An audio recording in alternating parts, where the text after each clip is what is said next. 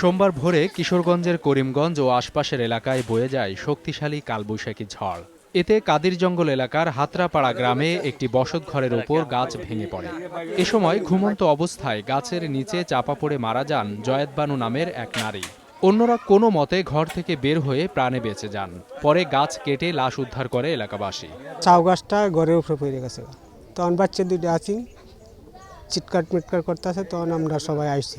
কাকুরে ডাক দিছি, ডাক দিতে আমার বড় কাকু আইসে আর এটা আমি কাজ টাজ কাটতে পারছি।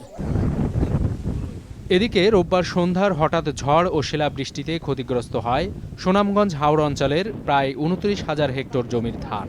তবে শিলাবৃষ্টির পরিমাণ কম হওয়ায় ক্ষতির মাত্রা কিছুটা কম বলে জানিয়েছে জেলার কৃষি বিভাগ। চলতি মৌসুমে সুনামগঞ্জের ২,২৪,০০০ হেক্টর জমিতে বোরো আবাদ করেন চাষিরা। উপজেলা থেকে যে আমরা যে রিপোর্ট পেয়েছি এবং আমাদের উপসহকারী কৃষি অফিসাররা যে আমাদেরকে জানিয়েছে যে শিলাবৃষ্টির আকার ছোট এবং স্থায়িত্বকাল কম হয় আমাদের কোনো ক্ষতি হবে না বলে আমরা আশা করি এবং তারা আমাদেরকে আশ্বস্ত করেছে। মাত্র কয়েক মিনিটের ঝড়ে মানিকগঞ্জের দৌলতপুর ও শিবালয় উপজেলায় ব্যাপক ক্ষয়ক্ষতি হয়েছে। চরাঞ্চলের বেশ কিছু কাঁচা পাকা ঘর ও শিক্ষা প্রতিষ্ঠানের টিনের চাল উড়ে যায়। বিদ্যুতের খুঁটি ও তার ক্ষতিগ্রস্ত হওয়ায় দীর্ঘ সময় বিদ্যুৎ বিচ্ছিন্ন থাকে ওই এলাকা।